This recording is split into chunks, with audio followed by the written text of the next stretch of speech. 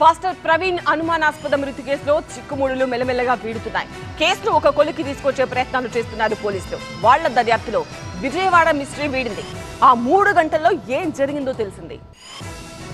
రాజమండ్రి దగ్గర అనుమానాస్పదంగా మృతి చెందిన పాస్టర్ ప్రవీణ్ పగడాల కేసులో కొత్త కోణాలు వెలుగులోకొచ్చాయి. ఆయన విజయవాడలో 3 గంటల పాటు ఎక్కడున్నారు, ఏం చేశారన్న మిస్టరీ వీడింది. ప్రవీణ్ ఈ నెల 24న హైదరాబాద్ నుంచి బుల్లెట్ పై బయలుదేరి విజయవాడ మీదుగా రాజమండ్రి చేరుకున్నారు. విజయవాడలోకి ప్రవేశించే ముందే బుల్లెట్ హెడ్లైట్ ఊడిపోయినట్లు సీసీ ఫుటేజీలో గుర్తించారు. సాయంత్రం 4:45 విజయవాడ శివారు గొల్లపూడిలో పెట్రోల్ బంకుకు ప్రవీణ్ చేరుకున్నారు. అక్కడ పెట్రోల్ పోయించుకుని ఫోన్ పే ద్వారా నగదు బదిలీ చేశారు. అప్పటికే ఆయన బాగా నీరసంగా ఉన్నారని చెప్తున్నారు. దీంతో గొల్లపూడి రావడానికి ముందే ఏదైనా ప్రమాదం జరిగిందా అనే అనుమానాలు వస్తున్నాయి.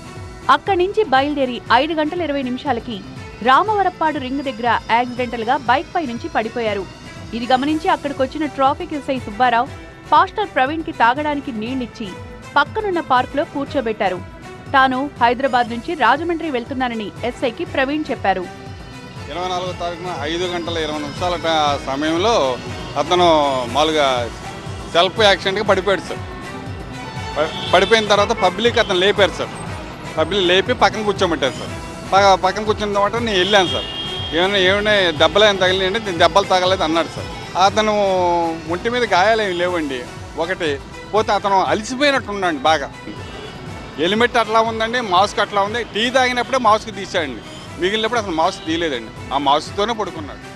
బైక్ హెడ్ లైట్ ని తాడుతో కట్టాడు స్థానిక టిఫిన్ సెంటర్ వర్కర్. 3 గంటలు అక్కడే రెస్ట్ తీసుకున్నారు ప్రవీణ్.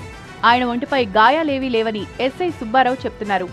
జర్నీ వద్దని ఎస్ఐ చెప్పినా వినిపించుకోలేదు ప్రవీణ్. రాత్రి 8:30 సమయంలో రాజమండ్రి వైపు ప్రవీణ్ వెళ్లిపోయారు.